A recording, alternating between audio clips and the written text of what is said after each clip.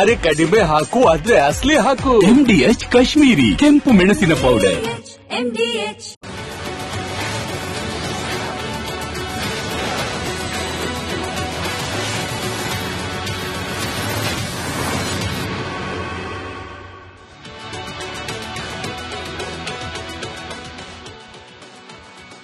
ನಮಸ್ಕಾರ. ಕರ್ನಾಟಕ ಪ್ರೈಮ್ ಟೈಮ್ಗೆ ಸ್ವಾಗತ. ನಾನು ರಂಜಿತ್ ಶ್ರೀಯಾರ್. ಇವತ್ತಿನ ಕರ್ನಾಟಕ ಪ್ರೈಮ್ ಟೈಮ್ನಲ್ಲಿ ಧರ್ಮಸ್ಥಳದ ವಿರುದ್ಧ ನಡೆದಂತ ಷಡ್ಯಂತ್ರ ಇದೆಯಲ್ಲ, ಈ ಷಡ್ಯಂತ್ರದ ಮುಖವಾಡ ಈಗ ಒಂದೊಂದಾಗಿ ಬಯಲಾಗ್ತಾ ಇದೆ. ಅನನ್ಯ ಭಟ್ ಅನ್ನುವ ಕಾಲ್ಪನಿಕ ಕಥೆ ಈಗ ರಿಪಬ್ಲಿಕ್ ಕನ್ನಡ ಅದರ ಮುಖವಾಡವನ್ನ ತೆರೆದಿಟ್ಟಿದೆ. ಸುಜಾತಾ ಭಟ್ ಹೇಳಿದಂತಹ ಸುಳ್ಳಿನ ಕೋಟೆಯನ್ನ ರಿಪಬ್ಲಿಕ್ ಕನ್ನಡ ಭೇದಿಸಿದೆ. ಮತ್ತೊಂದು ಕಡೆಯಲ್ಲಿ SIT ಅಧಿಕಾರಿಗಳು ಈಗ ಈ ಪ್ರಕರಣದ ಇನ್ನಷ್ಟು ಮಾಹಿತಿಯನ್ನ ಕಲೆ ಹಾಕಿ ಒಬ್ಬೊಬ್ಬರ ಬಂಡವಾಳವನ್ನ ಬಯಲು ಮಾಡ್ತಾ ಇದ್ದಾರೆ. ಇದೆಲ್ಲದರ ಪಿನ್ ಟು ಪಿನ್ ಮಾಹಿತಿಯನ್ನ ಕರ್ನಾಟಕ ಪ್ರೈಮ್ ಟೈಮ್ ನಲ್ಲಿ ನಿಮ್ ಮುಂದೆ ತಿಳಿಸ್ತಾ ಹೋಗ್ತೀನಿ. ಅದಕ್ಕಿಂತ ಮುಂಚೆ ಈ ಕ್ಷಣದ ಹೆಡ್ಲೈನ್ ನೋಡೋಣ ಬನ್ನಿ. ಧರ್ಮಸ್ಥಳ ವಿರುದ್ಧದ ಷಡ್ಯಂತ್ರಕ್ಕೆ ಟ್ವಿಸ್ಟ್. ಸಮೀರ್ ಸೇರಿ ಹಲವು ಯೂಟ್ಯೂಬರ್ ವಿರುದ್ಧ ಕಂಪ್ಲೇಂಟ್. ಸೆಂಥಿಲ್ ಕುತಂತ್ರ ಸತ್ಯ ಅಂತ ರೆಡ್ಡಿ ಖಾನ್. ಮ್ಯಾಜಿಕ್ ಅಜ್ಜಿಯ ಹೊಸ ಕತೆ ಬಯಲು. ಅನನ್ಯ ಬಗ್ಗೆ ಹೇಳಿದ್ದೆಲ್ಲ ಸುಳ್ಳೇ ಸುಳ್ಳು. ವಸಂತಿ ಅಣ್ಣನ ಮಾತು ಕೇಳಿ ಸುಜಾತಾ ಭಟ್ ಕಂಗಾಲಿ. ಗ್ಯಾರಂಟಿ ಯೋಜನೆಗೆ ದಲಿತರ ಹಣ ಬಳಕೆ. ಸರ್ಕಾರದ ನಡೆಗೆ ವಿಪಕ್ಷಗಳ ಟೀಕೆ. ಅತ್ತ ಸರ್ಕಾರದ ಸಾಲದ ಗಣನೀಯ ಏರಿಕೆ.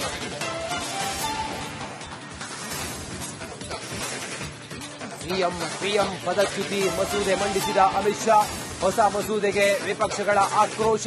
ಏನ್ಮುಂದೆ ಜೋರಾಗಲಿದೆ ಸಂಘರ್ಷ. ಉತ್ತರ ಕರ್ನಾಟಕದಲ್ಲಿ ವರುಣನ ಅಬ್ಬರ. ಭಾರಿ ಮಳೆಗೆ ಸಾಲು ಸಾಲು ಅವಾಂತರ. ಬೆಳೆ ಹಾನಿಯಾಗಿ ರಾಜ್ಯದ ರೈತರು ತತ್ತರ.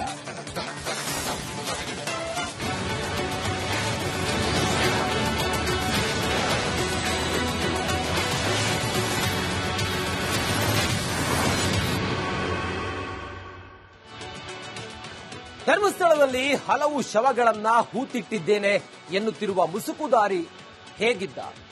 ಆತನ ಕುಟುಂಬದಲ್ಲಿ ಎಷ್ಟು ಜನ ಇರುತ್ತಿದ್ರು? ಆತ ಏನೇನ್ ಕೆಲಸ ಮಾಡ್ತಾ ಇದ್ದ? ಧರ್ಮಸ್ಥಳದಲ್ಲಿ ಶವವನ್ನ ಹೂತಿದ್ದು ಸತ್ಯನಾ ಅಂತ ನಿಮ್ಮ ರಿಪಬ್ಲಿಕ್ ಕನ್ನಡದಲ್ಲಿ ರಾಜು ಅನ್ನೋರು ವಿವರಿಸಿದ್ದಾರೆ. ಬನ್ನಿ ಹಾಗಾದ್ರೆ ಅವ್ರು ಏನ್ ಹೇಳಿದ್ದಾರೆ. ಅವರೂ ಕೂಡ ಈತನ್ ಜೊತೆಗೆ ಕೆಲಸ ಮಾಡ್ತಾ ಇದ್ದವರೇ. ಅವ್ರ ಮಾತನ್ನ ಕೇಳೋಣ ಬನ್ನಿ.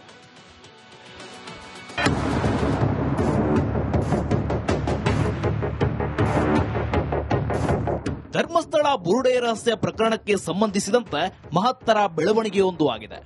ತನಿಖೆ ನಡೆಸುತ್ತಿರುವ ವಿಶೇಷ ತನಿಖಾ ತಂಡದ ಎದುರು ಮಾಸ್ಕ್ ಮ್ಯಾನ್ ತಪ್ಪೊಪ್ಪಿಕೊಂಡಿದ್ದಾನೆ. SIT ಮುಂದೆ ತಾನು ಒತ್ತಡಕ್ಕೆ ಒಳಗಾಗಿ ಸುಳ್ಳು ಹೇಳಿಕೆ ನೀಡಿರುವುದಾಗಿ ಹೇಳಿದ್ದಾನೆ. ಕಾನೂನು ಪ್ರಕಾರವೇ ಹೆಣ ಹೂತಿದ್ದರೂ ಕಾನೂನು ಉಲ್ಲಂಘಿಸಿ ಹೂತಿದ್ದಾಗಿ ಹೇಳುವಂತೆ ಮೂವರು 2023ರಲ್ಲಿ ತಮಿಳುನಾಡಿನಿಂದ ಕರೆದುಕೊಂಡು ಬಂದಿದ್ದರು ಅಂತ ಮೊನ್ನೆ ತಾನೇ ಕೆಲವರು ಮಾತಾಡಿಕೊಳ್ತಿದ್ರು. ಆದ್ರೂ ಎಷ್ಟರ ಮಟ್ಟಿಗೆ ಸತ್ಯವೋ ಗೊತ್ತಿಲ್ಲ. ಆದ್ರೆ ಮುಸುಕುದಾರಿ ಹೇಳಿದ್ದೆಲ್ಲ ಸುಳ್ಳು ಅಂತ ಸ್ಥಳೀಯರೊಬ್ಬರು ಹೇಳಿದ್ದಾರೆ.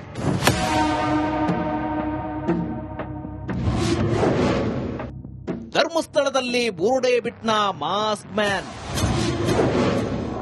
ಅಸಲಿ ಸತ್ಯ ಬಟಾ ಬಯಲು ಮಾಡಿದ ಗ್ರಾಮಸ್ಥ ರಾಜು.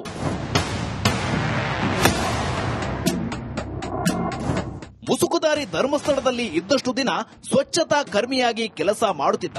ಅದೇ ವ್ಯಕ್ತಿ ಬುರುಡೆ ಹಿಡ್ಕೊಂಡು ಬಂದು ಹಲವು ಶವ ಹೂತಿದ್ದೇನೆ ಎಂದು ಹೇಳಿದ್ದ. ಆತನ ಮಾತನ್ನ ನಂಬಿ ಸರ್ಕಾರ SITಯನ್ನು ರಚಿಸಿತ್ತು. ಆತ ಹೇಳಿದ ಕಡೆಯಲ್ಲೆಲ್ಲ ಬಗೆದರೂ ಏನಂದ್ರೂ ಏನೂ ಸಿಗಲಿಲ್ಲ. ಸಿಗುವುದಕ್ಕೂ ಸಾಧ್ಯವೇ ಇಲ್ಲ ಎಂದು ಮುಸುಕುದಾರಿ ವಾಸವಿದ್ದ ಮನೆಯ ಪಕ್ಕದ ಮನೆಯ ವ್ಯಕ್ತಿ ಆರೋಪ ಮಾಡುತ್ತಿದ್ದಾರೆ.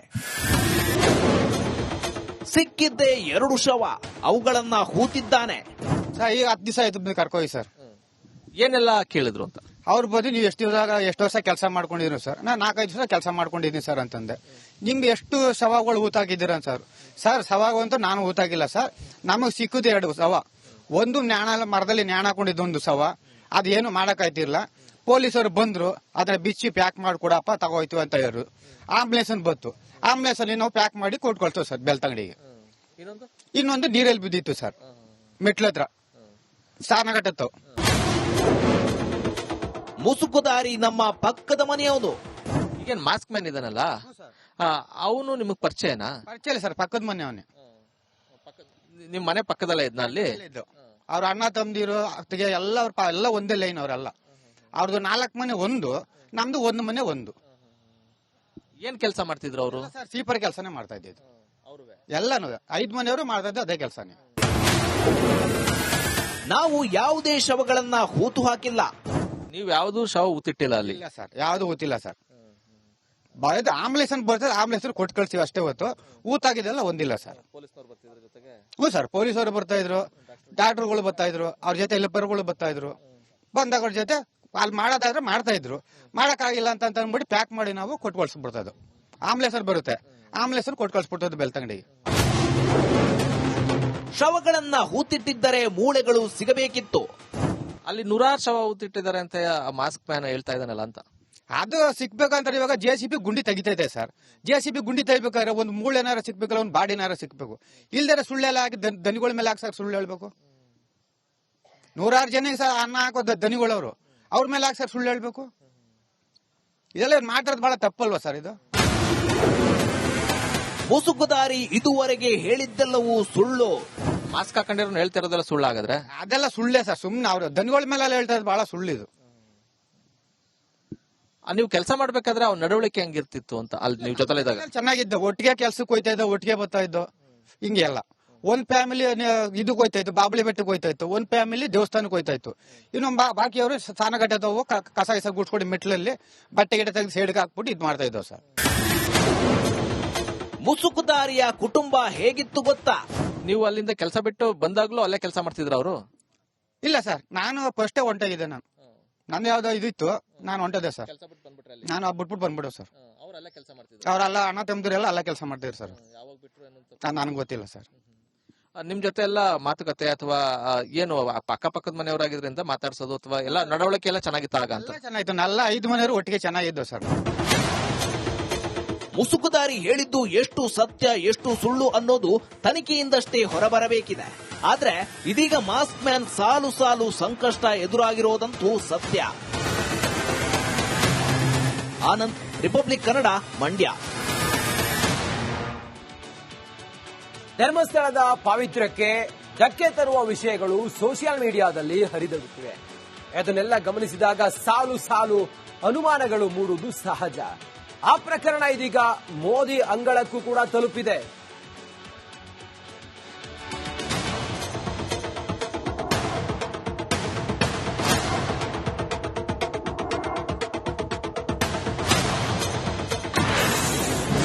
ಧರ್ಮಸ್ಥಳ ವಿರುದ್ಧ ಷಡ್ಯಂತ್ರಕ್ಕೆ ವಿದೇಶದ ಹಣ. ಅಮಿತ್ ಶಾಗೆ ಕೋಟ ಶ್ರೀನಿವಾಸ ಪೂಜಾರಿ ಪತ್ರ.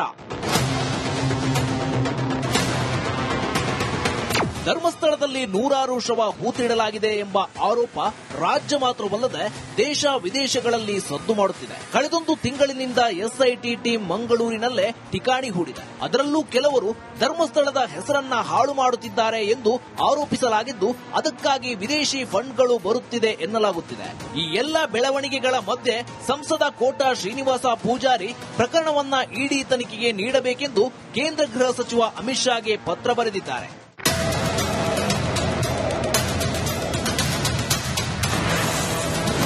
ಧರ್ಮಸ್ಥಳ ವರ್ಸಸ್ ವಿದೇಶಿ ಹಣ. ಧರ್ಮಸ್ಥಳದ ಪಾವಿತ್ರ್ಯಕ್ಕೆ ಧಕ್ಕೆ ತರುವ ಸಂಚಿನ ಬಗ್ಗೆ ರಾಜ್ಯದಾದ್ಯಂತ ವ್ಯಾಪಕ ವರದಿಗಳು ಹರಿದಾಡುತ್ತಿವೆ. ರಾಜ್ಯದ ಉಪಮುಖ್ಯಮಂತ್ರಿ ಅವರು ಈ ದೇವಸ್ಥಾನದ ವಿರುದ್ಧ ಕುತಂತ್ರ ನಡೆಯುತ್ತಿದೆ ಎಂದು ಸಾರ್ವಜನಿಕವಾಗಿ ಘೋಷಿಸಿದ್ದಾರೆ. ದಕ್ಷಿಣ ಕನ್ನಡ ಜಿಲ್ಲೆಯ ಉಸ್ತುವಾರಿ ಸಚಿವರು ಎಡಪಂಥೀಯ ಗುಂಪುಗಳ ಒತ್ತಾಯದ ಮೇರೆಗೆ ವಿಶೇಷ ತನಿಖಾ ತಂಡ ರಚಿಸಲಾಗಿದೆ ಎಂದು ಮಾಧ್ಯಮಗಳಿಗೆ ತಿಳಿಸಿದ್ದಾರೆ. ಸಿಎಂ ಸಿದ್ದರಾಮಯ್ಯ ಅನಾಮಧೇಯ ಆರೋಪಿಯ ಮಾತಿನ ಆಧಾರದ ಮೇಲೆ SITಯನ್ನು ರಚಿಸಿದ್ದಾರಂತೆ. ಸರ್ಕಾರವೇ ಈ ಆರೋಪಿಗೆ ಶರಣಾಗಿದೆ ಎಂಬ ಆರೋಪ ಕೇಳಿಬಂದಿದೆ. ತನಿಖೆಯ ಭಾಗವಾಗಿ ಧರ್ಮಸ್ಥಳದ ಸುತ್ತಮುತ್ತಲೂ ಗುಂಡಿಗಳನ್ನ ತೋಡಲಾಗುತ್ತಿದೆ. ತಮಿಳುನಾಡಿನ ಒಬ್ಬ ರಾಜಕಾರಣಿಯು ಕಾಂಗ್ರೆಸ್ನ ಉನ್ನತ ನಾಯಕತ್ವದ ಮೇಲೆ ಒತ್ತಡ ಹೇರಿ ಕರ್ನಾಟಕದ ಹಿಂದೂಗಳ ಧಾರ್ಮಿಕ ಭಾವನೆಗಳನ್ನ ದುರ್ಬಲಗೊಳಿಸುವ ಯೋಜನೆಯನ್ನ ರೂಪಿಸುತ್ತಿದ್ದಾರಂತೆ. ಇದೇ ವೇಳೆ ಧರ್ಮಸ್ಥಳದ ಕೀರ್ತಿಗೆ ಕಳಂಕ ತರುವ ಉದ್ದೇಶದಿಂದ ಕೆಲವು ಮುಸ್ಲಿಂ ಯೂಟ್ಯೂಬರ್ಗಳು ಮತ್ತು ಅವರ ಸಹಚರರು ವಿದೇಶಿ ಆರ್ಥಿಕ ನೆರವು ಪಡೆದಿದ್ದಾರಂತೆ. ಆದ್ದರಿಂದ ಪ್ರಕರಣ ಇಡಿಗೆ ಒಪ್ಪಿಸಿ ಎಂದು ಕೋಟ ಶ್ರೀನಿವಾಸ್ ಪೂಜಾರಿ ಪತ್ರದಲ್ಲಿ ಹೇಳಿದ್ದಾರೆ.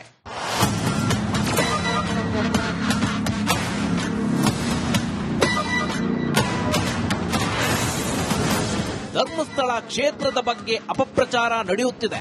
ಇವರಿಗೆ ವಿದೇಶದಿಂದ ಹಣ ಹರಿದು ಬರುತ್ತೆ ಅಂತ ಅನ್ನುವಂತ ಸುದ್ದಿ ಮಾಧ್ಯಮಗಳಲ್ಲಿ ಹರಿದು ಬರ್ತಾ ಇದೆ. ಇಂಥ ಅನೇಕ ಘಟನೆಗಳಲ್ಲಿ ದೇವಸ್ಥಾನದ ವಿರುದ್ಧ, ಹಿಂದೂಗಳ ವಿರುದ್ಧ, ಹಿಂದೂ ಸಂಪ್ರದಾಯದ ವಿರುದ್ಧ ಮತ್ತು ಹಿಂದೂ ಧಾರ್ಮಿಕ ಕೇಂದ್ರಗಳ ಬಗ್ಗೆ ಇಂಥ ಅಪಪ್ರಚಾರಗಳು, ಅಪವಾದ ಬರುವಾಗ ಹಾಗೆ ಅಪಪ್ರಚಾರ, ಅಪವಾದ ಮಾಡಿದವರಿಗೆ ವಿದೇಶದಿಂದ ಹಣ ಹರಿದು ಬರ್ತದೆ ಅನ್ನುವಂಥ ಸುದ್ದಿಯೂ ಇದೆ. ಈ ಹಿನ್ನೆಲೆಯಲ್ಲಿ ಯೂಟ್ಯೂಬರ್ಸ್ಗಳ ಬಗ್ಗೆ ಒಂದಷ್ಟು ತನಿಖೆ ಮಾಡಿ ವಿದೇಶದಿಂದ ಹಣ ಬಂದಿದೆ ಅನ್ನೋದರ ಬಗ್ಗೆ ಯೋಚನೆ ಮಾಡಬೇಕು ಮತ್ತು ಪ್ರಕರಣವನ್ನು ಇಡಿ ತನಿಖೆ ಕೊಡಬೇಕು ಅನ್ನುವಂತ ವಿನಂತಿಯನ್ನು ಮಾಡಿ ನಾನು ನಿನ್ನೆ ಗೃಹ ಮಂತ್ರಿ ಅಮಿತ್ ಶಾ ಅವರಿಗೆ ಪತ್ರವನ್ನು ಬರೆದಿದ್ದೆ.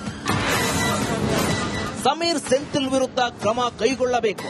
ದೊಡ್ಡ ದೊಡ್ಡ ಸ್ಥಾನಗಳ ಮೇಲೆ ದಬ್ಬಳಕೆ ಮಾಡಿ ಧರ್ಮದ ಹಾಳು ಮಾಡತಕ್ಕಂಥ ಕಾರ್ಯವನ್ನ ಮತ್ತೆ ನಮ್ಮ ಹಿಂದೂ ಪರಂಪರೆ ಹಾಳು ಮಾಡತಕ್ಕಂಥ ಕಾರ್ಯವನ್ನ ಅವರು ಮಾಡ್ತಾ ಇದ್ದಾರೆ. ಅದಕ್ಕೆ ನಾವೆಲ್ಲರೂ ಸ್ವಲ್ಪ ಆಲೋಚನೆ ಮಾಡಬೇಕಾಗಿದೆ.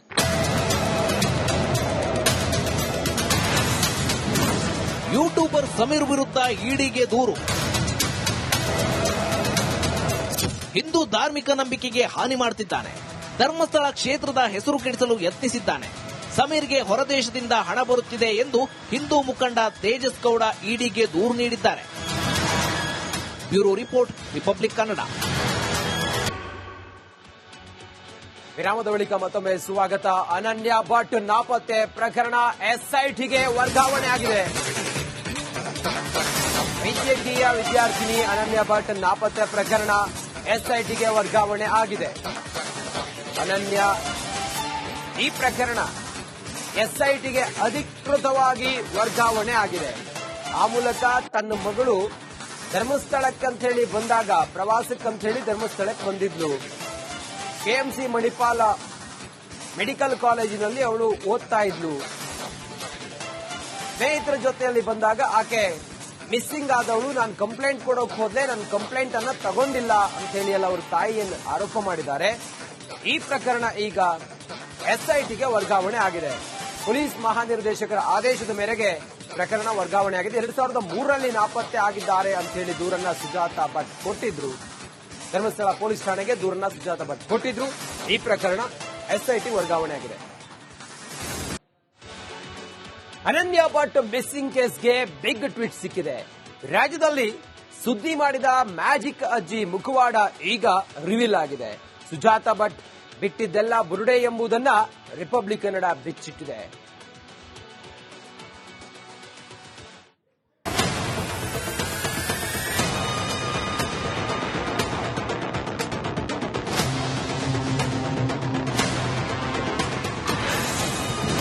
ಅನನ್ಯ ಭಟ್ ಮಿಸ್ಸಿಂಗ್ ಕೇಸ್ಗೆ ಮೆಗಾ ಟ್ವಿಸ್ಟ್.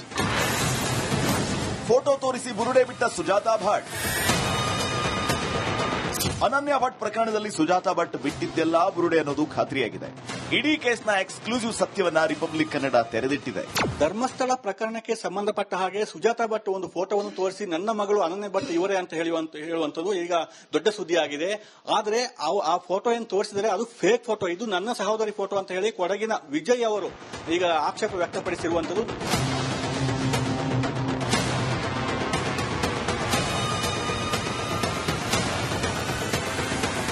ಈಗ ಅನನ್ಯ ಭಟ್ ಅಂತ ಸುಜಾತಾ ಭಟ್ ತೋರಿಸಿದ ಫೋಟೋಗೆ ಒಂದು ಹಿಸ್ಟರಿ ಇದೆ.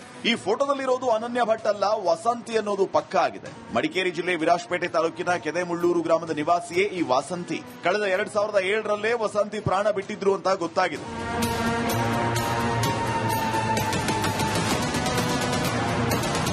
ವಿರಾಜಪೇಟೆ ತಾಲೂಕಿನ ಕೆದೆಮುಳ್ಳೂರು ಗ್ರಾಮದ ನಿವಾಸಿ ಯಾರು ವಸಂತಿ ಸಹೋದರ ವಿಜಯ್ ಅವರು ನಮ್ಮೊಟ್ಟಿಗಿದ್ದಾರೆ. ಮತ್ತೆ ಇವರು ಮದುವೆಯಾಗಿದ್ದು 2007ರಲ್ಲಿ.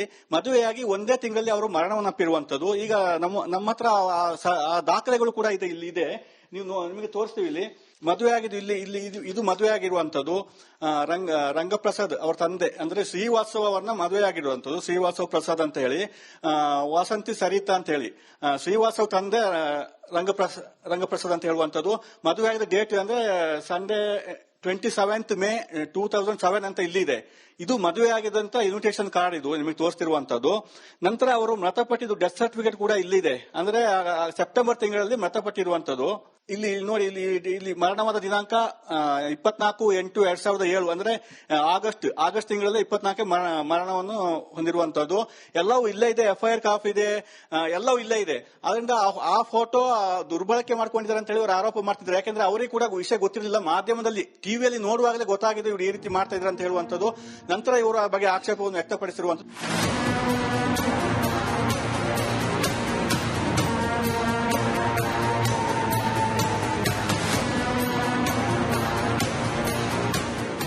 ಬೆಂಗಳೂರಿನ ರಾಮಯ್ಯ ಆಸ್ಪತ್ರೆಯಲ್ಲಿ ನರ್ಸ್ ಆಗಿ ಕೆಲಸ ಮಾಡ್ತಾ ಇದ್ದ ವಸಂತಿ ಅವರು ಶ್ರೀವತ್ಸ ಅವರನ್ನ ಪ್ರೀತಿಸಿ ಮದುವೆಯಾದರು. ಅದಾದ ಒಂದೇ ತಿಂಗಳಲ್ಲಿ ಕಾಣೆಯಾಗಿದ್ರು. ಈ ಬಗ್ಗೆ ವಿರಾಜಪೇಟೆ ಠಾಣೆಯಲ್ಲಿ ಕೇಸ್ ಕೂಡ ದಾಖಲಾಗಿತ್ತು. ಆದರೆ 24ನೇ ದಿನಕ್ಕೆ ವಿರಾಜಪೇಟೆ ನದಿಯಲ್ಲಿ ಮೃತದೇಹವೊಂದು ಸಿಕ್ತು. ಪೊಲೀಸರೇ ಆ ಶವದ ಅಂತ್ಯಕ್ರಿಯೆ ನೆರವೇರಿಸಿದ್ರು. ಶವದ ಮೇಲಿನ ಬಟ್ಟೆಯನ್ನ ನೋಡಿ ಅದು ವಸಂತಿ ಶವ ಅಂತ ಕುಟುಂಬಸ್ಥರು ಗುರುತಿಸಿದರು. ಆ ಘಟನೆ ನಡೆದ 18 ವರ್ಷಗಳ ನಂತರ ಮಾಧ್ಯಮಗಳಲ್ಲಿ ವಾಸಂತಿ ಫೋಟೋ ವೈರಲ್ ಆಗ್ತಿದೆ. ಆದರೆ ವಾಸಂತಿ ಫೋಟೋ ತೋರಿಸಿ ಅನನ್ಯ ಭಟ್ ಅಂತ ಹೇಳಲಾಗ್ತಾ ಇದೆ. ನನ್ನ ಸಹೋದರಿ ಫೋಟೋ ದುರ್ಬಳಕೆ ಮಾಡಿಕೊಳ್ಳಲಾಗ್ತಾ ಇದೆ ಅಂತ ಮೃತ ವಸಂತಿ ಸಹೋದರ ವಿಜಯ್ ಆರೋಪಿಸಿದ್ದಾರೆ. ತುಂಬಾ ಬೇಜಾರಾಯಿತು, ಮನಸ್ಸಿಗೆ ತುಂಬಾ ನೋವಾಯಿತು. ನಮ್ಮ ತಂಗಿ ಫೋಟೋ ತಗೊಂಡು ಬೇರೆ ಯಾರೋ ಮಿಸ್ಯೂಸ್ ಮಾಡ್ತಾರಲ್ಲ ಅಂತ ತುಂಬಾ ನೋವಾಯಿತು ಮನಸ್ಸಿಗೆ. ನಮ್ಮ ಫ್ಯಾಮಿಲಿ, ನನಗೊಬ್ಬನಿಗೆ ಅಲ್ಲ, ಫ್ಯಾಮಿಲಿಗೆಲ್ಲ. 18 ವರ್ಷ ಆಯ್ತಲ್ಲ. ಅಲ್ಲೇ ಬ್ಯಾಂಗ್ಳೂರಲ್ಲೇ ಇದ್ದಿದ್ದು. Bangalore C was A nurse, ಅಂದ್ರೆ ರಾಮಯ್ಯ ಹಾಸ್ಪಿಟಲ್ ಅಲ್ಲಿ ಕೆಲಸ ಮಾಡ್ತಾ ಇದ್ರು. ಅಲ್ಲಿ ಕೆಲಸ ಮಾಡಿ ಆಮೇಲೆ ಅಲ್ಲಿ ಇವರು ಪೇಷಂಟ್ ಆಗಿ ಹೋಗಿದ್ರು, ಇವರ ಹಸ್ಬೆಂಡ್. ಅಲ್ಲಿ ಪರಿಚಯ ಆಗಿ ಆಮೇಲೆ ಮದುವೆ. ಈ ಒಂದು ಸುಜಾತಾ ಭಟ್ ಏನು ಫೋಟೋವನ್ನು ತೋರಿಸಿದ್ರೆ ಇದಕ್ಕಿಂತ ಸಾಕ್ಷಿ ಬೇರೆ ಬೇಕಾಗಿಲ್ಲ, ಅದು ಫೇಕ್ ಅಂತ ಹೇಳುವಂತದ್ದು. ಅದನ್ನು ಎಡಿಟ್ ಮಾಡಿ ತೋರಿಸಿದ್ದಾರೆ ಅಂತ ಹೇಳಿ ಗಂಭೀರ ಆರೋಪವನ್ನು ಮಾಡಿದ್ದಾರೆ. ಮುಂದೆ ಏನು ಕ್ರಮ ತೆಗೆದುಕೊಳ್ಬೇಕಂತ ಹೇಳಿ ಕುಟುಂಬದವರಿದ್ದಾರೆ, ಸಹೋದರಿಯರಿದ್ದಾರೆ, ಅವರೊಟ್ಟಿಗೆ ಚರ್ಚೆ ಮಾಡಿ ಮುಂದಿನ ಹೆಜ್ಜೆ ಇಡ್ತೇವೆ ಅಂತ ಹೇಳಿ ಅವರ ಸಹೋದರ ಹೇಳ್ತಾ ಇದ್ದಾರೆ. ಕ್ಯಾಮರಾ ಪರ್ಸನ್ ದಿವಾಕರ್ ಜೊತೆ ಅನುಕಾರ್ಯಪ್ಪ, ರಿಪಬ್ಲಿಕ್ ಕನ್ನಡ, ಕೊಡಗು. ಅನನ್ಯ ಭಟ್ ನಾಪತ್ತೆ ಪ್ರಕರಣ SITಗೆ ವರ್ಗಾವಣೆ ಆಗಿದೆ. ಇದು ನಿಮ್ಮ ರಿಪಬ್ಲಿಕ್ ಕನ್ನಡದ ಬಿಗ್ ಇಂಪ್ಯಾಕ್ಟ್. ವೈದ್ಯಕೀಯ ವಿದ್ಯಾರ್ಥಿನಿ ಅನನ್ಯ ಭಟ್ ನಾಪತ್ತೆ ಪ್ರಕರಣ ಈಗ SITಗೆ ವರ್ಗಾವಣೆ ಆಗಿದೆ. ಅಧಿಕೃತವಾಗಿ SITಗೆ ವರ್ಗಾವಣೆ ಆಗಿದೆ. ಪೊಲೀಸ್ ಮಹಾನಿರ್ದೇಶಕರ ಆದೇಶದ ಮೇರೆಗೆ ಪ್ರಕರಣ ವರ್ಗಾವಣೆ ಆಗಿದೆ. 2003ರಲ್ಲಿ ನಾಪತ್ತೆ ಅಂತ ಹೇಳಿ ದೂರನ್ನ ಸುಜಾತಾ ಭಟ್ ನೀಡಿದ್ರು. ಧರ್ಮಸ್ಥಳ ಪೊಲೀಸ್ ಠಾಣೆಗೆ ದೂರನ್ನ ಸುಜಾತಾ ಭಟ್ ಕೊಟ್ಟಿದ್ರು. ಫೋಟೋ ಹಿಂದಿನ ಅಸಲಿಯತ್ತು ರಿಪಬ್ಲಿಕ್ ಕನ್ನಡ ಬಿಚ್ಚಿಟ್ಟಿತ್ತು. ನನ್ನ ಮಗಳಿಗೆ ನ್ಯಾಯ ಕೊಡಿಸಿ ಅಂತ ಹೇಳಿ ಸುಜಾತಾ ಭಟ್ ಕೇಳಿಕೊಂಡಿದ್ರು. ರಿಪಬ್ಲಿಕ್ ಕನ್ನಡದ ಜೊತೆ ಸುಜಾತಾ ಭಟ್ ಮಾತನಾಡಿದ್ದಾರೆ.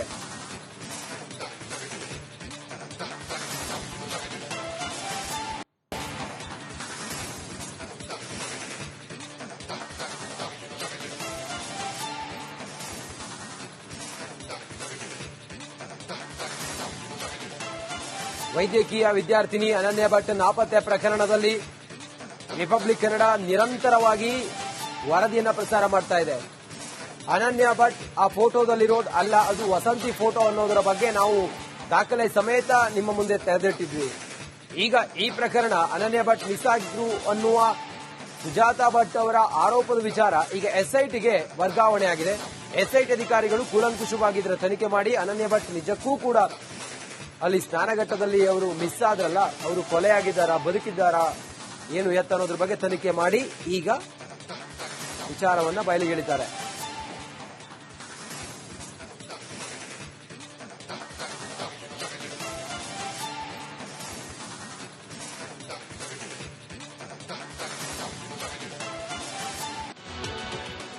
ಪರಿಶಿಷ್ಟ ಜಾತಿ ಮತ್ತು ಪರಿಶಿಷ್ಟ ಪಂಗಡಗಳ ಅಭಿವೃದ್ಧಿಗೆ ಮೀಸಲಿಟ್ಟ ಹಣದ ಬಗ್ಗೆ ಇವತ್ತು ಬಿಸಿ ಬಿಸಿ ಚರ್ಚೆ ನಡೆಯಿತು.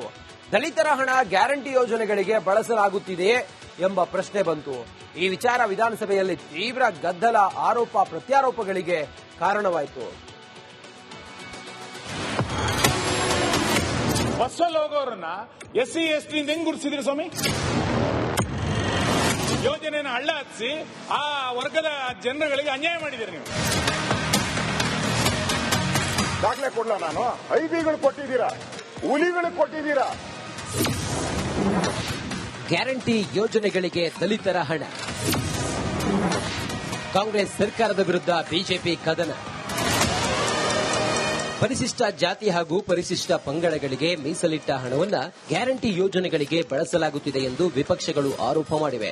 ವಿಧಾನಸಭೆಯಲ್ಲಿ ಆರಂಭದಲ್ಲೇ ಎಸ್ಸಿ ಎಸ್ಟಿಗೆ ಮೀಸಲಿಟ್ಟ ಹಣ ದುರುಪಯೋಗ ವಿಚಾರ ಗದ್ದಲ ಸೃಷ್ಟಿಸಿತ್ತು.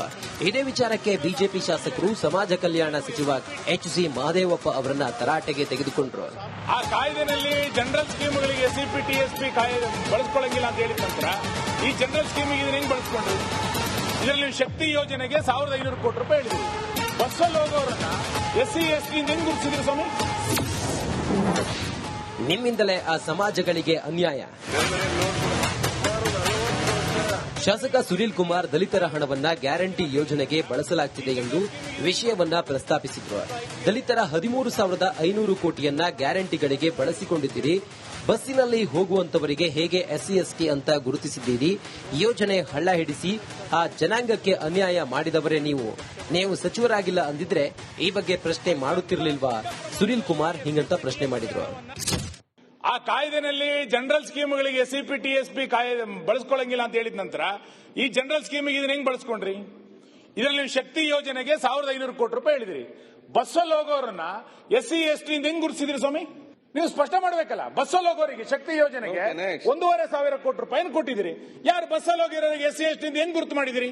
ಅತ್ಯಂತ ದೊಡ್ಡ ಪ್ರಮಾಣದಲ್ಲಿ ಎಸ್ಸಿಪಿ ಟಿಎಸ್ಪಿ ಹಣವನ್ನ ನಿಮ್ ಕಾಲದಲ್ಲೇ ದುರುಪಯೋಗ ಆಗಿರೋದು. ಇದು ಗ್ಯಾರಂಟಿ ಯೋಜನೆಗಳಿಗೆ ಬಳಸಿಕೊಂಡು ಇಡೀ ಯೋಜನೆನ ಹಳ್ಳ ಹತ್ತಿಸಿ ಆ ವರ್ಗದ ಜನರುಗಳಿಗೆ ಅನ್ಯಾಯ ಮಾಡಿದಿರಿ ನೀವು. ದಲಿತರಿಗೆ ಮೀಸಲಿಟ್ಟ ಹಣ ಎಲ್ಲಿ ಹೋಯ್ತು? ಕಳೆದ 2 ವರ್ಷಗಳಲ್ಲಿ ತಪ್ಪು ಆಗಿದೆ ಅಂದ್ರೆ ಕ್ಷಮಿಸೋಣ, ಆದ್ರೆ ಇವರಿಂದ ತಪ್ಪು ಆಗ್ತಾನೆ ಇದೆ. ನಾವು ಈ ತರ ಮಾಡಿದ್ರೆ ಮಹದೇವಪ್ಪ ನಮ್ಮನ್ನ ಸುಮ್ಮನೆ ಬಿಡ್ತಿದ್ರ? ಇವಾಗ ಮಹದೇವಪ್ಪರಿಂದಲೇ ಸಮಾಜಕ್ಕೆ ಅನ್ಯಾಯ ಆಗಿದೆ ಎಂದು ಆರ್ ಅಶೋಕ್ ಕಿಡಿಕಾರಿದ್ರು. ಈ ಹಣನ ದುರುಪಯೋಗ ಮಾಡಿದಿರಾ ಅಂತ ನಾವು ಆಪಾದನೆ ಮಾಡಿದಿರಿ. ಆಯ್ತು, ನೀವು ಅದಕ್ಕೆ ಕ್ಲಾರಿಫಿಕೇಶನ್ ಕೊಟ್ಟಿದ್ರಾ? ಇಲ್ಲ, ನಾವು ಹಣನ ದಲಿತರಿಗೆ 2,000 ರೂಪಾಯಿ ಏನ್ ಕೊಟ್ರಿ, ಅಲ್ಲಿ ಒಕ್ಕಲಿಗರಿಗೂ 2,000 ಕೊಟ್ಟಿದ್ರಿ, ದಲಿತರಿಗೂ 2,000 ಕೊಟ್ಟಿದ್ರಿ ಅಂತ ಏನು ಸಬೂಬ್ ಹೇಳ್ತೀರಾ? ನೀವು ಐಬಿಗಳಿಗೆಲ್ಲ ಹೆಂಗೆ ದುಡ್ಡು ಹೋಗ್ತೈತಿದ್ದು? ದಲಿತರಣ ಏನ್ ದಲಿತರ ಐಬಿನಲ್ಲಿ ಕುತ್ಕೊಂತಾರೆ? ಯಾರನ್ನ ದಾಖಲೆ ಕೊಡ್ಲಾ ನಾನು? ಐಬಿಗಳು ಕೊಟ್ಟಿದ್ದೀರಾ, ಹುಲಿಗಳಿಗೆ ಕೊಟ್ಟಿದ್ದೀರಾ. ಏನ್ ಹುಲಿಗಳಲ್ಲಿ ಎಸ್ಸಿ ಒಕ್ಕಲಿಗರು ಲಿಂಗಾಯತರು ಹುಲಿಗಳು ಹಿಡ್ಕೊಂಡ್ ಬಂದಿದ್ದೀರಾ? ಯಾರನ್ನ ಹೆಂಗ್ ಕೊಡ್ತೀರಾ? ಮಾದೇವಪ್ಪನವ್ರೆ, ನಿಮ್ಮ ಆತ್ಮಸಾಕ್ಷಿ ಹೊತ್ಕೊಂಡಾಡಿ. ದಲಿತರ ಹಣ ಗ್ಯಾರಂಟಿಗೆ ಎಸ್ಸಿ ಎಸ್ಟಿ ಸಮುದಾಯಗಳಿಗಾಗಿ 42,000 ಕೋಟಿ ರೂಪಾಯಿಗಳನ್ನ ಮೀಸಲಿಡಲಾಗಿತ್ತು. ಇದರಲ್ಲಿ ಇಲಾಖೆಗಳಿಗೆ 21,000 ಕೋಟಿ ರೂಪಾಯಿಗಳನ್ನ ನೀಡಲಾಗಿದೆ. ಗ್ಯಾರಂಟಿ ಯೋಜನೆಗಳಿಗೆ 13,500 ಕೋಟಿ ರೂಪಾಯಿಗಳನ್ನ ಬಳಸಲಾಗಿದೆ. ಈಗ ಉಳಿದಿರೋದು ಕೇವಲ 7,000 ಕೋಟಿ ರೂಪಾಯಿಗಳು ಮಾತ್ರ. ನಿಗಮ ಮಂಡಳಿಗಳಿಗೆ ಹಣ ಬಂದರೂ ಅದು ಈ ಸಮುದಾಯಗಳಿಗೆ ತಲುಪುತ್ತಿಲ್ಲ ಎಂದು ಬಿಜೆಪಿ ಆರೋಪಿಸಿದೆ.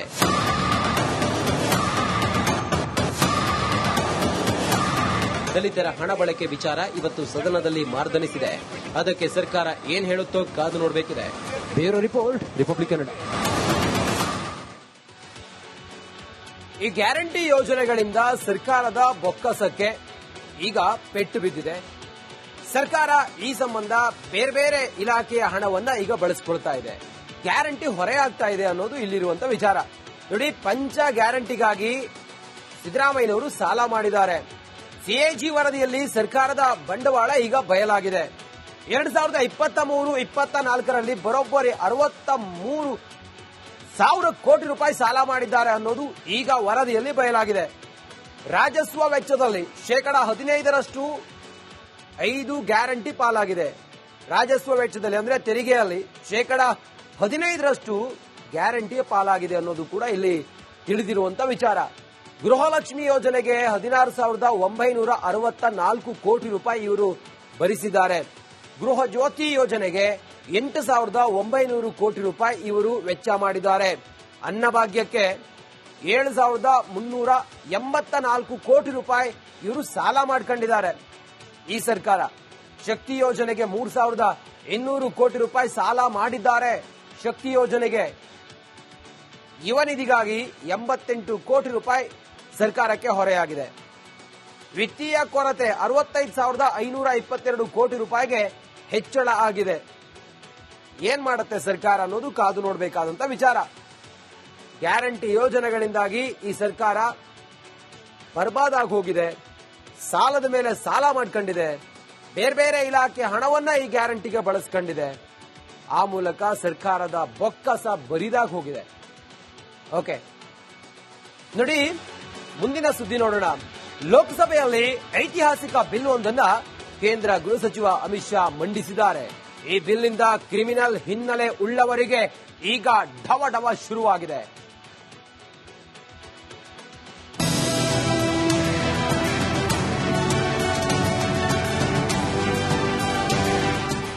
ನಮ್ಮ ದೇಶದಲ್ಲಿ ಬಹುತೇಕ ಜನಪ್ರತಿನಿಧಿಗಳಿಗೆ ಕ್ರಿಮಿನಲ್ ಹಿನ್ನೆಲೆ ಇದೆ. ಗ್ರಾಮ ಪಂಚಾಯಿತಿಯಿಂದ ಹಿಡಿದು ಮುಖ್ಯಮಂತ್ರಿ ಸೀಟ್ನಲ್ಲಿ ಕೂತಿರೋರು ಒಂದಲ್ಲ ಒಂದು ಕೇಸ್ನಲ್ಲಿ ಫಿಟ್ ಆಗಿದ್ದಾರೆ. ಮಾಡಬಾರದನ್ನ ಮಾಡಿ ಜೈಲಿಗೆ ಹೋಗಿ ಬಂದವರು ನಮ್ಮನ್ನ ಆಳ್ತಾ ಇದ್ದಾರೆ. ಇಂಥವರಿಗೆ ಈಗ ಉಳಿಗಾಲವಿಲ್ಲ. ಯಾಕೆಂದರೆ ಕ್ರಿಮಿನಲ್ ಬ್ಯಾಕ್ಗ್ರೌಂಡ್ ಇರೋರಿಗೆ ಕೇಂದ್ರ ಸರ್ಕಾರ ಬಿಗ್ ಶಾಕ್ ನೀಡಿದೆ. ಲೋಕಸಭೆಯಲ್ಲಿ ಐತಿಹಾಸಿಕ ಬಿಲ್ ಪಾಸ್. ಕ್ರಿಮಿನಲ್ ಹಿನ್ನೆಲೆಯುಳ್ಳವರಿಗೆ ನಮೋ ಶಾಕ್. ಲೋಕಸಭೆಯಲ್ಲಿ 3 ಐತಿಹಾಸಿಕ ತಿದ್ದುಪಡಿ ಮಸೂದೆಯನ್ನ ಕೇಂದ್ರ ಗೃಹ ಸಚಿವ ಅಮಿತ್ ಶಾ ಮಂಡಿಸಿದ್ದಾರೆ. ಸಂವಿಧಾನದ ವಿಧಿ ಅಧಿನಿಯಮ 1963 2019ಕ್ಕೆ ತಿದ್ದುಪಡಿ ತರಲಾಗಿದೆ. ಮೊದಲನೇ ವಿಧೇಯಕ, ಎರಡನೇ ವಿಧೇಯಕ, ಮೂರನೇ ವಿಧೇಯಕ ಮಸೂದೆಯನ್ನ ಲೋಕಸಭೆಯಲ್ಲಿ ಪಾಸ್ ಮಾಡಿದ್ದಾರೆ. ಇದರ ಜೊತೆ ಜಮ್ಮು ಕಾಶ್ಮೀರ ಪುನರ್ರಚನೆ ಕಾಯ್ದೆ 2019ರ ಸೆಕ್ಷನ್ 54ರಲ್ಲೂ ತಿದ್ದುಪಡಿ ತರಲಾಗಿದೆ. ಲೋಕಸಭೆಯಲ್ಲಿ 3 ಐತಿಹಾಸಿಕ ಮಸೂದೆ ಮಂಡನೆಯಾಗಿದ್ದು 30 ದಿನ ಜೈಲಿನಲ್ಲಿದ್ದರೆ ಯಾವುದೇ ಹುದ್ದೆ ಅಲಂಕರಿಸುವ ಹಾಗಿಲ್ಲ. ಪ್ರಧಾನಿ, ಮುಖ್ಯಮಂತ್ರಿ, ಸಚಿವರು, ಶಾಸಕರಾಗೋಕೆ ಆಗಲ್ಲ. ಪಿಎಂ ಹುದ್ದೆಯಲ್ಲಿದ್ದವರನ್ನು ಬಿಡೋದಿಲ್ಲ ಈ ಮಸೂದೆ. ಕ್ರಿಮಿನಲ್ ಕೇಸಲ್ಲಿ ಜೈಲಿಗೆ ಹೋದ್ರೆ ಪದಚ್ಯುತವಾಗ್ತಾರೆ. ರಾಜೀನಾಮೆ ಕೊಡದಿದ್ರೂ ಸ್ವಯಂಚಾಲಿತವಾಗಿ ಪದಚ್ಯುತಿಗೊಳ್ತಾರೆ. ಎಲ್ಲಾ ರಾಜ್ಯಗಳ ಸಿಎಂ ಸಚಿವರಿಗೂ ಇದು ಅನ್ವಯವಾಗುತ್ತೆ. ರಾಜ್ಯಗಳಲ್ಲಿ ರಾಜ್ಯಪಾಲರಿಗೆ ಪದಚ್ಯುತಿಗೊಳಿಸುವ ಹಕ್ಕು ಇದೆ. ಕೇಂದ್ರಾಡಳಿತ ಪ್ರದೇಶಗಳಲ್ಲಿ ರಾಷ್ಟ್ರಪತಿಗಳಿಗೆ ಅಧಿಕಾರವಿದೆ. ಇನ್ನು ಅಮಿತ್ ಶಾ ಬಿಲ್ ಪಾಸ್ ಮಾಡುತ್ತಿದ್ದಂತೆ ವಿಪಕ್ಷ ಸದಸ್ಯರು ಗಲಾಟೆ ಗದ್ದಲ ಎಬ್ಬಿಸಿದ್ರು. 3 ವಿಧೇಯಕಗಳ ಪ್ರತಿಯನ್ನ ಹರಿದು ಅಮಿತ್ ಶಾ ಮುಂದೆ ಎಸೆದಿದ್ದಾರೆ. ಈ ಹಿಂದೆ ಇದ್ದ ಕಾಯ್ದೆಯಲ್ಲಿ ಯಾವುದೇ ಜನಪ್ರತಿನಿಧಿ ಕ್ರಿಮಿನಲ್ ಪ್ರಕರಣಗಳಲ್ಲಿ 2 ವರ್ಷಕ್ಕಿಂತ ಹೆಚ್ಚಿನ ಶಿಕ್ಷೆಗೆ ಗುರಿಯಾದರೆ ಮಾತ್ರವೇ ಸ್ಥಾನಮಾನ ಕಳೆದುಕೊಳ್ತಿದ್ರು. ಜೊತೆಗೆ ಶಿಕ್ಷೆ ಮುಗಿದ ಬಳಿಕ ಮತ್ತೆ 5 ವರ್ಷ ಚುನಾವಣೆಯಲ್ಲಿ ಸ್ಪರ್ಧಿಸುವಂತೆ ಇರಲಿಲ್ಲ. ಈಗ ಹಾಗಲ್ಲ. 30 ದಿನ ಜೈಲಲ್ಲಿದ್ದರೆ 31ನೇ ದಿನಕ್ಕೆ ಪದಚ್ಯುತಿಗೊಳ್ತಾರೆ. News desk, Republic Kannada. ಇದು ಕ್ರಿಮಿನಲ್ ಇದು ಹೆಂಗಿರುತ್ತೆ ಅನ್ನೋದ್ರ ಬಗ್ಗೆ ನಾವು ಒಂದೊಂದಾಗಿ ಪಾಯಿಂಟ್ ಟು ಪಾಯಿಂಟ್ ನೋಡ್ತಾ ಹೋಗೋಣ ಬನ್ನಿ. ಸಿದ್ದರಾಮಯ್ಯ ನೋಡಿ, ಸಿದ್ದರಾಮಯ್ಯ ಮೂಡಾ ಕೇಸ್ ಸೇರಿದಂತೆ 13 ಕೇಸ್ಗಳು ಸಿದ್ದರಾಮಯ್ಯ ಅವರ ಮೇಲಿದೆ. ಕ್ರಿಮಿನಲ್ ನೇತಾ ಏನಿದು ಅನ್ನೋದನ್ನ ನಾವು ನೋಡೋಣ ಬನ್ನಿ. ಸಿದ್ದರಾಮಯ್ಯ ಮೂಡಾ ಸೇರಿದಂತೆ 13 ಕೇಸ್ಗಳು ಸಿದ್ದರಾಮಯ್ಯ ಅವರ ಮೇಲಿದೆ. ನೋಡಿ, ನಾವಿಲ್ಲಿ ಮುಂದುವರೆದು ಗಮನಿಸ್ತಾ ಹೋದ್ರೆ ಅಮಿತ್ ಶಾ ನೋಡಿ, ಅವ್ರ ಮೇಲೆ 3 ಕೇಸ್ ಇದೆ. ಬಿಜೆಪಿ ಅಮಿತ್ ಶಾ ಅವ್ರ ಮೇಲೆ 3 ಕೇಸ್ ಇದಾವೆ. ಸಿದ್ದರಾಮಯ್ಯ ಮೇಲೆ 13 ಕೇಸ್ ಇದೆ. ರಾಹುಲ್ ಗಾಂಧಿ ಮೇಲೆ, ಕಾಂಗ್ರೆಸ್ನ ರಾಹುಲ್ ಗಾಂಧಿ 18 ಕೇಸ್ ಇದೆ ರಾಹುಲ್ ಗಾಂಧಿ ಮೇಲೆ. ಹೇಮಂತ್ ಸೊರೇನ್ ಅವರ ಮೇಲೆ, ಅವರು ಜೆಎಂಎಂ ಪಕ್ಷ, 5 ಕೇಸ್ಗಳು ಅವರ ಮೇಲಿದೆ. ಅಜಾದುದ್ದೀನ್ ಓವೈಸಿ ಎಐಎಂಐಎಂ 5 ಕೇಸ್ ಇದೆ ಅವರ ಮೇಲೆ. ಶಶಿ ತರೂರ್ ಕಾಂಗ್ರೆಸ್ ಪಕ್ಷದ ಧುರೀಣ 12 ಕೇಸ್ ಇದೆ.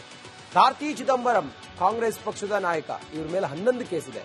ಎ ರಾಜಾ ಡಿಎಂಕೆ 7 ಕೇಸ್ ಇದಾವೆ ಅವ್ರ ಮೇಲೆ.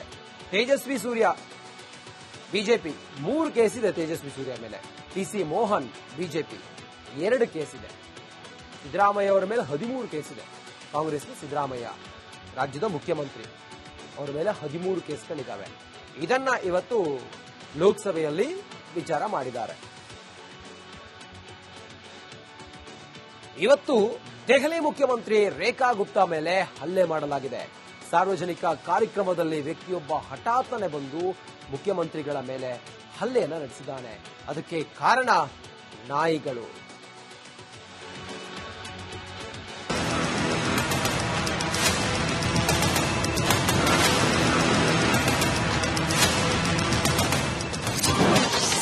ದೆಹಲಿ ಸಿಎಂ ರೇಖಾ ಗುಪ್ತಾ ಮೇಲೆ ಹಲ್ಲೆ. ಶ್ವಾನ ಪ್ರಿಯನಿಂದ ಮುಖ್ಯಮಂತ್ರಿಗೆ ಥಳಿತ. ದೆಹಲಿಯ ಮುಖ್ಯಮಂತ್ರಿ ರೇಖಾ ಗುಪ್ತಾ ಮೇಲೆ ಹಲ್ಲೆ ಮಾಡಲಾಗಿದೆ. ಬೆಳಿಗ್ಗೆ ಸಿವಿಲ್ ಲೈನ್ಸ್ನಲ್ಲಿರುವ ಅಧಿಕೃತ ನಿವಾಸದಲ್ಲಿ ನಡೆಯುತ್ತಿದ್ದ ಕಾರ್ಯಕ್ರಮದ ವೇಳೆ ದಾಳಿಯೊಂದು ನಡೆದಿದೆ. ಈ ಘಟನೆಯು ರಾಷ್ಟ್ರ ರಾಜಧಾನಿಯಲ್ಲಿ ಭದ್ರತೆ ಬಗ್ಗೆ ಗಂಭೀರ ಪ್ರಶ್ನೆಗಳನ್ನು ಎತ್ತಿದೆ.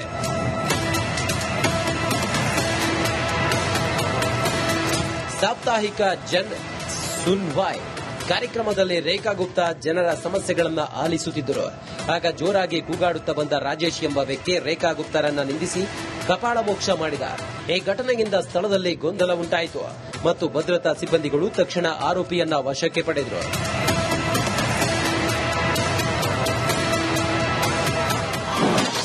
ಸಿಎಂಗೆ ಕಪಾಳ ಮೋಕ್ಷ. ಆರೋಪಿ ರಾಜೇಶ್ನ ಸಂಬಂಧಿಕನೋರ್ವ ಜೈಲಿನಲ್ಲಿ ಇದ್ದಾನೆ. ಆತನ ಬಿಡುಗಡೆ ಕೋರಿ ಅರ್ಜಿಯೊಂದಿಗೆ ಬಂದಿದ್ದಂತೆ. ಪ್ರಕರಣ ನ್ಯಾಯಾಲಯದಲ್ಲಿದ್ದರೂ ಸಿಎಂ ಬಳಿ ಅರ್ಜಿ ಗುಜರಾಯಿಸಲು ಬಂದಿದ್ದ ರಾಜೇಶ್ ಮೊದಲು ಸಿಎಂ ರೇಖಾ ಗುಪ್ತಾಗೆ ಕೆಲವು ಕಾಗದಗಳನ್ನು ಕೊಟ್ಟಿದ್ದಾನೆ. ಇದಕ್ಕಿದ್ದಂತೆಯೇ ಕೂಗಾಡಲು ಪ್ರಾರಂಭಿಸಿ ಹೊಡೆದಿದ್ದಾನೆ. ಎಷ್ಟೊಂದು ಭದ್ರತೆ ಇದ್ದರೂ ಆರೋಪಿ ಹೇಗೆ ಒಳ ಬಂದ? ಆರೋಪಿ ಒಬ್ಬನೇ ಬಂದ, ಇಲ್ಲವೇ ಆತನ ಜೊತೆ ಬೇರೆ ಯಾರಾದ್ರೂ ಇದ್ದಾರಾ? ಪ್ರೀಪ್ಲಾನ್ಡ್ ಮಾಡಿಯೇ ಸಿಎಂ ಮೇಲೆ ದಾಳಿ ಮಾಡಿದಾನ? ದೆಹಲಿ ಪೊಲೀಸರು ಯಾಕೆ ತಕ್ಷಣವೇ ಕ್ರಮ ಕೈಗೊಳ್ಳಿಲ್ಲ? ಮುಖ್ಯಮಂತ್ರಿಯ ಮೇಲೆ ಕೈ ಎತ್ತುವ ಧೈರ್ಯ ಹೇಗೆ ಬಂತು ಎಂದು ಪೊಲೀಸರು ತನಿಖೆ ಮಾಡುತ್ತಿದ್ದಾರೆ. बहुत ही कायरतापूर्ण और शर्मसार करने वाला हमला आज हुआ है हमारी आदरणीय मुख्यमंत्री श्रीमती रेखा गुप्ता जी पे। लेकिन मैं आपको इतना जरूर कहना चाहूंगी कि मेरी बड़ी बहन आदरणीय मुख्यमंत्री रेखा गुप्ता जी फौलादी जज्बे की धनी हैं और जिस तरह उन्होंने अथक प्रयास कर रहे हैं दिल्ली के लोगों के लिए, दिल्ली की प्रगति के लिए, किसी भी प्रकार का इस प्रकार का अटैक उनके कार्य में अवरोध नहीं डालेगा. ಪೊಲೀಸ್ ಕಸ್ಟಡಿಯಲ್ಲಿರುವ ಆರೋಪಿಗಳನ್ನ ಪೊಲೀಸರು ವಿಚಾರಣೆ ನಡೆಸುತ್ತಿದ್ದಾರೆ. ಆತನ ಹೆಸರು ಹಾಗೂ ವಿಳಾಸ ಎರಡನ್ನೂ ಪರಿಶೀಲನೆ ಮಾಡುವಂತೆ ಗುಜರಾತ್ ಪೊಲೀಸರನ್ನ ದೆಹಲಿ ಪೊಲೀಸರು ಸಂಪರ್ಕ ಮಾಡಿದ್ದಾರೆ.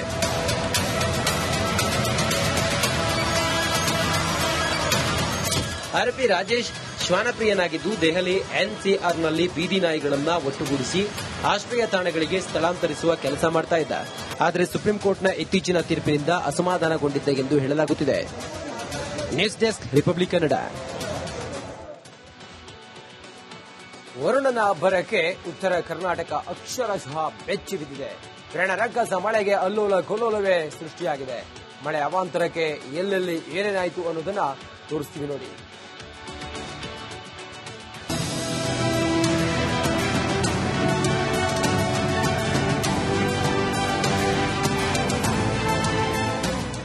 ಭಾರಿ ಮಳೆಗ ಕರ್ನಾಟಕ ಮತ್ತು ತೆಲಂಗಾಣ ಸಂಪರ್ಕ ಕಟ್ಟಾಗದ ಅಂತ ಹೇಳ್ಬೋದು. ಬೀದರ್ನ ಧರ್ಮಾಪುರಿಂದ ಏನ್ ಈಗಾಗಲೇ ತೆಲಂಗಾಣದ ಜೈರಾಬಾದ್ ಹೋಗ್ತಾರ, ಆ ಸಂಪರ್ಕ ಕಟ್ಟಾಗದ ನೋಡಬಹುದು ಈ ದೃಶ್ಯದಲ್ಲಿ. ವರುಣನ ಅಬ್ಬರಕ್ಕೆ ಬೆಚ್ಚಿ ಬಿದ್ದ ಉತ್ತರ. ರಣಮಳೆಗೆ ಸಾಲು ಸಾಲು ಅವಾಂತರ. ಉತ್ತರ ಕರ್ನಾಟಕದಲ್ಲಿ ಮರಣ ಮಳೆ. ಎಲ್ಲಿ ನೋಡಿದ್ರೂ ನೀರು, ಜಮೀನು ಜಲಾವೃತ. ರೈತರಿಗೆ ವರುಣಾಘಾತ. ಮಳೆ ಅಬ್ಬರಕ್ಕೆ ಉತ್ತರ ಕರ್ನಾಟಕ ಬೆಚ್ಚಿ ಬಿದ್ದಿದೆ. ಬೀದರ್ ಜಿಲ್ಲೆಯಲ್ಲಿ ವರುಣಾರ್ಭಟಕ್ಕೆ ಕರ್ನಾಟಕ ತೆಲಂಗಾಣ ಸಂಪರ್ಕ ಕಡಿತವಾಗಿದೆ. 100 ಎಕರೆ ಕೃಷಿ ಭೂಮಿ ಮುಳುಗಡೆಯಾಗಿದೆ. ಹೊಲ ಸಂಪೂರ್ಣವಾಗಿ ಹೊಲದಲ್ಲಿ ನೀರು ನಿಂತ ಹಿನ್ನೆಲೆಯಲ್ಲಿ ಟೋಟಲಿ ರೈತರು ಬದುಕೆಲ್ಲೋ ಒಂದ್ ಕಡೆ ಮೂರಾ ಬುಟ್ಟೆ ಆಗದ ಅಂತ ಹೇಳ್ಬೋದು. ಮಹಾಮಳೆಗೆ ಬೆಳಗಾವಿ ಜಿಲ್ಲೆ ನಲುಗಿ ಹೋಗಿದೆ. ಬಳ್ಳಾರಿ ನಾಲಾ ಆರ್ಭಟಕ್ಕೆ ಸಾವಿರಾರು ಎಕರೆ ಪ್ರದೇಶದಲ್ಲಿ ಬೆಳೆದಿದ್ದ ಭತ್ತದ ಗದ್ದೆಗಳು ಜಲಾವೃತವಾಗಿದೆ. ಎಲ್ಲಿ ನೋಡಿದ್ರಲ್ಲಿ ಕೂಡ ಜಮೀನು ಇರುವಂತಹ ಪ್ರದೇಶದಲ್ಲಿ ಏನು ಬಳ್ಳಾರಿ ನಾಲಾದ ನೀರು ಆವರಿಸಿಕೊಂಡಿರುವಂತದ್ದು ಮೈದುಂಬೆ ಇರ್ತದೆ. ರಾಜ್ಯದಲ್ಲಿ ಅತಿ ಹೆಚ್ಚು ಹೆಸರು ಬೆಳೆಯುವ ಗದಗ ಜಿಲ್ಲೆಗೆ ಮಳೆ ವಿಲನ್ ಆಗಿದ್ದಾನೆ. ಕಟಾವಿಗೆ ಬಂದಿದ್ದ ಬೆಳೆ ಹಾಳಾಗಿದೆ. ಕೈಗೆ ಬಂದ ತುತ್ತು ಬಾಯಿಗೆ ಬಾರದಂತ ಸ್ಥಿತಿ ನಿರ್ಮಾಣವಾಗಿದೆ. ಗದಗ ತಾಲೂಕಿನ ಹೊಂಬಳ ಗ್ರಾಮದಲ್ಲಿದ್ದೇವೆ. ಇಲ್ಲಿ ರೈತರು ಬೆಳೆದಂತ ಹೆಸರು ಇವಾಗ ಜಲಾವೃತವಾಗಿದೆ. ಏನು ಈ ರೀತಿ ಜಮೀನಿನಲ್ಲಿ ನಿಂತರೆ ಸಂಪೂರ್ಣವಾಗಿ ಹೆಸರು ಹಾಳಾಗಿ ಹೋಗುತ್ತೆ. ಕಲಬುರಗಿ ಜಿಲ್ಲಾದ್ಯಂತ ನಿರಂತರ ಮಳೆಯಾಗ್ತಿದೆ. ನಿರಂತರ ಮಳೆಗೆ ರೈತರು ಕಂಗಾಲಾಗಿದ್ದಾರೆ. ವರುಣಾರ್ಭಟಕ್ಕೆ ಬೆಳೆ ಆಪೋಷಣ ಆಗಿದೆ. ಕಲಬುರಗಿ ಜಿಲ್ಲೆಯ ಹಾರುತಿ ಹಡಗಿಲ್ ಗ್ರಾಮದಲ್ಲಿರುವಂತದ್ದು. ಇಲ್ಲೊಂದು ಹೊಲದಲ್ಲಿ ನೋಡಬಹುದು ಈಗಾಗಲೇ ಏನೋ ತೊಗರಿ ಮತ್ತೆ ಉದ್ದು ಹೆಸರು ಎಲ್ಲ ಹಾಕಿರುವಂತ ದೃಶ್ಯ ಕಾಣ್ತಾ ಇರುವಂತದ್ದು. ಯಾದಗಿರಿ ಜಿಲ್ಲೆಯಲ್ಲಿ ನಿರಂತರ ಮಳೆಗೆ ರೈತರು ಹೈರಾಣಾಗಿದ್ದಾರೆ. ಸತತ ಮಳೆಗೆ ಜಮೀನುಗಳು ಜಲಾವೃತಗೊಂಡಿದ್ದು ಹೊಸಳ್ಳಿ ಕೊಯ್ಲೂರು ಗ್ರಾಮದ ರೈತರು ಚಿಂತೆಗೀಡಾಗಿದ್ದಾರೆ. ಹೆಸರು, ಹತ್ತಿ, ತೊಗರಿ ಬೆಳೆ ಸಂಪೂರ್ಣ ನಾಶವಾಗಿದೆ. ಯಾದಗಿರಿ ತಾಲೂಕಿನ ಹೊಸಳ್ಳಿ ಅನ್ನುವಂತ ಒಂದು ಗ್ರಾಮದ ಹೊರವಲಯದಲ್ಲಿದ್ದೀನಿ. ಈ ಒಂದು ಗ್ರಾಮದಲ್ಲಿರ್ತಕ್ಕಂಥ ಸುಮಾರು ಎಕರೆ ಪ್ರದೇಶದಲ್ಲಿರ್ತಕ್ಕಂಥ ಈ ಒಂದು ಹೆಸರು ಬೆಳೆ ಸಂಪೂರ್ಣವಾಗಿ ಜಲಾವೃತವಾಗಿರುವಂತದ್ದು. ಮಹಾಮಳೆ ಎಫೆಕ್ಟ್ ಬೆಳಗಾವಿ, ಚಿಕ್ಕೋಡಿಗೂ ತಟ್ಟಿದೆ. ಮಳೆ ಅಬ್ಬರಕ್ಕೆ ಪಂಚಗಂಗಾ, ಕೃಷ್ಣ ಅಬ್ಬರಕ್ಕೆ ಸಂಗಮಸ್ಥಳ ನರಸಿಂಹವಾಡಿ ಜಲಾವೃತವಾಗಿದೆ. ಕೊಲ್ಲಾಪುರ ಜಿಲ್ಲೆ ಶಿರೋಳದ ನರಸಿಂಹವಾಡಿ ದತ್ತ ಮಂದಿರಕ್ಕೂ ನೀರು ನುಗ್ಗಿದೆ.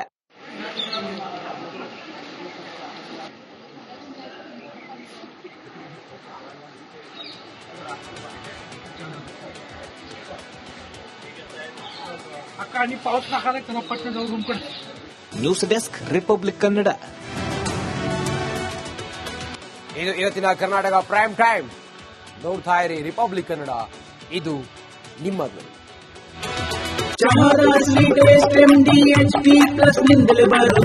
ಗಂಟು ಕಟ್ಟಿಕೋ ಲವಂಗ, ಹಸಿರು ಏಲಕ್ಕಿಯಿಂದ ತುಂಬಿದ MDH T+ ಮಸಾಲೆ.